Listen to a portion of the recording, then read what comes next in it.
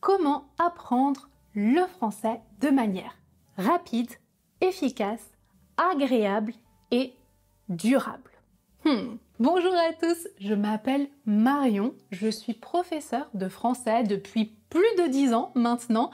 Je suis autrice et créatrice de contenu et dans cette vidéo, je te donne mes 5 meilleurs conseils pour apprendre le français rapidement, efficacement et durablement. Le premier conseil, le plus important, fixe tes objectifs de manière concrète et précise en français. Et c'est très souvent ce qui manque aux étudiants. Apprendre le français, c'est trop général comme objectif. On peut apprendre une langue pendant toute sa vie, même sa propre langue. Il y aura toujours du vocabulaire nouveau, des expressions nouvelles. Donc ça peut sembler énorme, ça peut sembler beaucoup et ça peut décourager. On peut se dire, c'est trop dur, c'est trop énorme, c'est trop. Je ne vais jamais y arriver. Donc, si tu veux vraiment apprendre le français de manière efficace, il te faut un plan d'études avec des objectifs spécifiques et encore mieux, une date à laquelle tu dois atteindre ces objectifs. Ça te permet de voir où tu vas, comment tu y vas et en combien de temps. En fait, tu vois, l'apprentissage d'une langue, c'est un peu comme un voyage. C'est plus simple si tu connais ta destination, le moyen de transport que tu vas prendre et si tu sais ce que tu veux voir en chemin. Sinon, ça peut être un peu flou. Tu peux perdre beaucoup de temps, tu peux passer à côté de choses importantes et donc devoir retourner en arrière ou bien tu peux te focaliser trop longtemps sur des choses qui finalement ne sont pas si importantes pour toi. Donc, l'apprentissage d'une langue, c'est comme un voyage, avoir un plan, c'est très important et c'est ce qui va te guider. Donc, concrètement, un objectif précis, c'est par exemple passer le DELF B2 pour t'inscrire à l'université en septembre. Ou alors, créer des automatismes, apprendre du vocabulaire du quotidien pour débloquer à l'oral pour ton prochain voyage en France l'année prochaine. Dernier objectif, savoir exactement comment mener une réunion en français, écrire un mail et répondre au téléphone en français pour ton nouveau travail. Tu vois, tout ça, ça rentre dans parler français. Mais si tu définis tes objectifs, tu les atteins beaucoup plus vite. Donc, tu vois que derrière un objectif, il y a une motivation. Pourquoi tu apprends le français?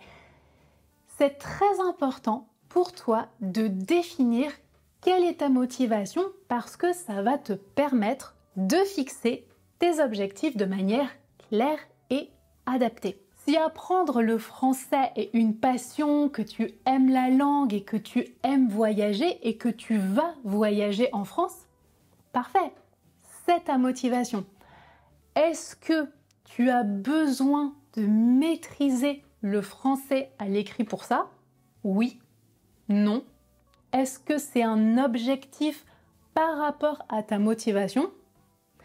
Si la réponse est non, je te le dis, ce n'est pas nécessaire de te focaliser sur l'orthographe, sur les dictées, si ce n'est pas utile pour toi. Ce n'est pas ton objectif, tu vois.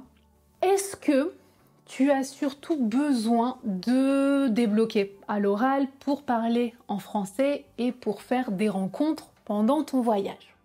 Oui. Donc, motivation, voyager en France et faire des rencontres. 2.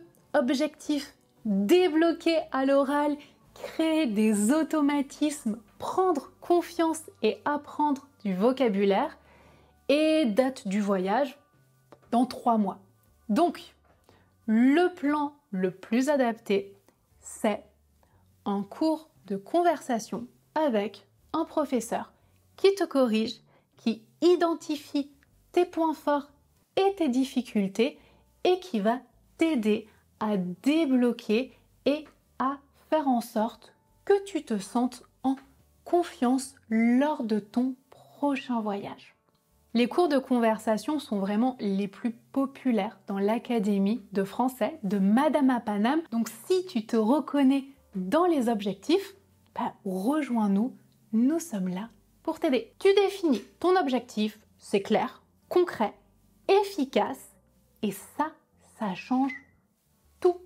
Et vraiment le meilleur conseil que je peux te donner, attention à ne pas commencer un cours de langue avant d'avoir défini ces 3 choses et être sûr que ton cours est parfaitement adapté et que tu ne perds pas ton temps et ton argent. Donc, quand tu t'inscris dans un cours de français dans l'Académie de Madame à Paname, tu as le droit à un diagnostic personnalisé avec moi avant ton cours et on prend le temps justement de comprendre quelles sont tes motivations, tes objectifs pour voir si le plan, le programme du cours dans lequel tu t'es inscrit est adapté à toi. C'est très important pour moi de savoir que tu es dans le groupe qui correspond à ton niveau et à tes objectifs. À la fin du rendez-vous, tu sais où tu vas et comment tu y vas et c'est donc plus clair et plus efficace. Donc si tu es un peu perdu dans ton apprentissage du français ou si tu stagnes, si tu ne progresses plus, c'est peut-être qu'il y a un problème sur le trio motivation, objectif, plan. Donc rejoins nos cours en ligne, on est là pour te guider et on s'occupe de toi. D'ailleurs, dis-moi toi dans les commentaires pourquoi tu apprends le français et si tu connais précisément tes objectifs. Conseil numéro 2, apprends le français avec des vidéos. Pour apprendre du vocabulaire, des expressions, améliorer ta compréhension orale et même ta prononciation, tout en passant un moment agréable, le mieux c'est les films et les séries. Bah oui, mais est-ce que regarder une série sur Netflix en français avec les sous-titres dans ta langue, c'est suffisant? Non, c'est pas assez et tu le sais, c'est trop passif. Et si tu veux vraiment apprendre et mémoriser de manière efficace, il faut que tu sois actif dans ton apprentissage, je te le dis toujours. Alors, comment on fait? Est-ce que tu connais le Netflix des langues? C'est Lingopie, c'est une plateforme qui fonctionne comme Netflix, mais qui a des fonctionnalités spécifiquement conçues pour apprendre les langues, dont le français. Objectif, te faciliter les choses, encore une fois, et rendre ton apprentissage plus simple, plus efficace et plus rapide. Merci à Lingopie qui sponsorise cette vidéo. C'est une plateforme que j'adore et que je recommande très souvent. Une fois que tu testes Lingopie, tu recommandes après parce que c'est vraiment efficace. Donc, je te montre certaines fonctionnalités. Numéro 1, les sous-titres. En fonction de ton niveau, tu peux activer les sous-titres en 1 ou 2 langues. Et pour pratiquer la prononciation, tu peux réécouter plusieurs fois la même phrase et répéter en même temps. Il va revenir et tout va rentrer dans l'ordre. Il va revenir et tout va rentrer dans l'ordre. Numéro 2, les flashcards.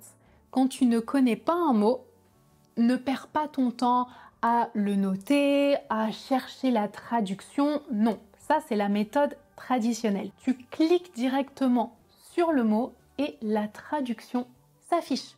Le mot nouveau s'ajoute automatiquement à tes flashcards et quand tu termines ta vidéo, tu peux accéder à tes flashcards. Et ce qui est super, c'est que l'extrait vidéo où apparaît le mot est ajouté, donc tu peux voir le mot en contexte et c'est beaucoup plus facile pour mémoriser du vocabulaire comme ça. Tu es sûr de la manière dont on prononce un mot et c'est toujours plus facile d'apprendre du vocabulaire en contexte et donc tu pratiques aussi ta prononciation comme ça. Numéro 3, les quiz. Pour apprendre le vocabulaire, pour le réviser, tu peux utiliser les flashcards et tu peux aussi faire des quiz et d'autres jeux. Donc ça, c'est très efficace pour la mémorisation. Alors, quel genre de vidéo tu peux trouver sur Lingopie? Alors, il y a le catalogue Lingopie et c'est nouveau. Tu peux aussi installer la nouvelle extension de Netflix pour avoir accès aux vidéos de Netflix avec les fonctionnalités de Lingopie. Donc, les sous-titres bilingues, les quiz et les flashcards. Est-ce que ça marche vraiment? Oui, et je te conseille de te faire un programme et de regarder minimum une vidéo par semaine et de réviser tes flashcards minimum une fois par semaine aussi. Par exemple, chaque samedi, tu regardes un film ou une série, tu révises tes flashcards juste après et tu fais un rappel dans la semaine, par exemple chaque mercredi. Donc si tu veux tester Lingopie, c'est gratuit pendant 7 jours avec mon lien en bio, c'est sans engagement bien sûr. Donc tu peux tester les fonctionnalités, regarde plein de séries ce week-end. Plus tu instaures une routine d'apprentissage du français et plus ça va être efficace. Alors, conseil numéro 3, la constance. Je sais que tu sais et c'est sans doute la chose la plus difficile à mettre en place si tu apprends le français en autonomie. Tu dois être régulier si tu veux progresser. Je répète cette phrase, c'est très important. Tu dois être régulier si tu veux progresser. Alors, je t'ai déjà fait une vidéo si tu veux savoir de combien de temps tu as besoin pour apprendre le français, mais sache tout de suite que si tu n'es pas constant, si tu n'es pas régulier, ça sera moins efficace et ce sera plus lent. Bien sûr, tu vas stagner, c'est-à-dire rester au même niveau ou pire, régresser et donc oublier la langue et ensuite il faudra refaire le processus d'apprentissage, revoir des choses que tu as déjà vues et que tu as oubliées et ça c'est pas l'idéal parce que tu tournes en rond. Pour être constant, il faut que tu aies un programme d'apprentissage. Il faut que tu saches où tu vas et comment tu y vas. Et ça rejoint le conseil numéro 1 puisque ton programme d'apprentissage doit être réalisé en fonction de tes objectifs qui sont fixés en fonction de tes motivations. Oui. Alors, conseil numéro 4, l'immersion. Plus tu es immergé dans une langue et une culture, plus ton apprentissage sera rapide. Si tu habites déjà en France ou si tu viens d'arriver, je te conseille de t'inscrire dans des meet-up, de participer à des activités de groupe et de faire du sport en groupe aussi. Moi, j'ai vécu plusieurs années à l'étranger et la première chose que je faisais en arrivant, c'est de trouver des groupes en fait. Donc l'objectif est toujours double. Numéro 1, c'est pratiquer un sport ou un art ou une activité. Et numéro 2, c'est de parler avec des natifs en situation authentique. Parce que déconstruction du mythe, ce n'est pas magique. Habiter en France, ça aide évidemment puisque tu es en contact avec la langue tous les jours, mais c'est pas assez. C'est pas parce que tu habites en France que tu vas apprendre le français comme ça, sans effort.